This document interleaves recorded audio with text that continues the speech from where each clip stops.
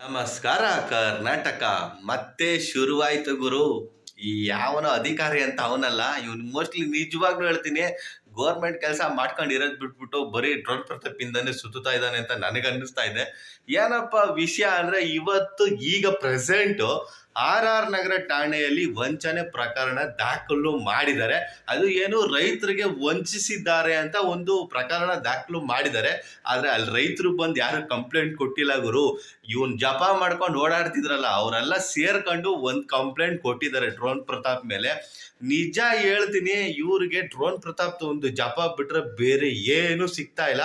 ವಂಚನೆ ಮಾಡ್ದ ಇದು ಬಿಟ್ರೆ ಬೇರೆ ಏನಿಲ್ಲ ಗುರು. ಅದ್ಯಾವುದೋ ಒಂದು ಕಿತ್ತೋ ಡಾಕ್ಯುಮೆಂಟ್ ಹಿಡ್ಕೊಂಡು ಅಲ್ಲಿಂದ ಅಲ್ಲಿಗೆ ಓಡಾಡ್ತಾವ್ರೆ. ಅದೇ ಬಿಟ್ರೆ ಬೇರೆ ಏನು ವಿಷಯನೇ ಇಲ್ಲ ಇವ್ರಿಗೆ. ಡ್ರೋನ್ ಪ್ರತಾಪ್ ಬಿಟ್ರೆ ಒಟ್ನಲ್ಲಿ ಡ್ರೋನ್ ಪ್ರತಾಪ್ ಹೆಸರು ಹೇಳ್ಕೊಂಡು ಇವನಂತೂ ಚೆನ್ನಾಗಿ ಹೆಸರು ಮಾಡ್ಕೊಂತಾವನೆ. ಇವನು ಬೆಳಿತಾವ ಸೋಷಿಯಲ್ ಮೀಡಿಯಾದಲ್ಲಿ ಚೆನ್ನಾಗಿ ಬೆಳ್ಕೊಂತಾವನೆ. ನೆಕ್ಸ್ಟ್ ನಿಜವಾಗ್ಲೂ ಇವನ್ನ ಬಿಗ್ ಬಾಸ್ ಹೌಸ್ ಕಳಿಸ್ಲೇಬೇಕು, ಹೆಂಗಾನ ಮಾಡಿ ಕಂಟೆಸ್ಟೆಂಟ್ ಆಗಿ ಕಳಿಸ್ಲೇಬೇಕು.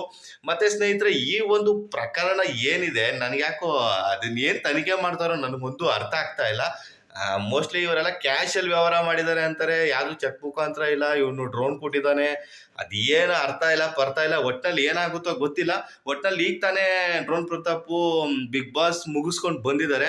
ಅವ್ರನ್ನ ಒಟ್ನಲ್ಲಿ ವಿರಾಮ ತಗೊಳಕ್ಕೂ ಬಿಡಲ್ಲ, ವಿಶ್ರಾಂತಿ ತಗೊಳಕ್ಕೂ ಬಿಡಲ್ಲ. ಇವರು ಕಾಯ್ತಾ ಇದ್ರು ಮೇ ಬಿ.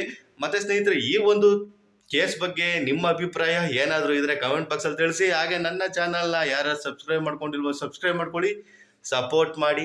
ನಮಸ್ಕಾರ.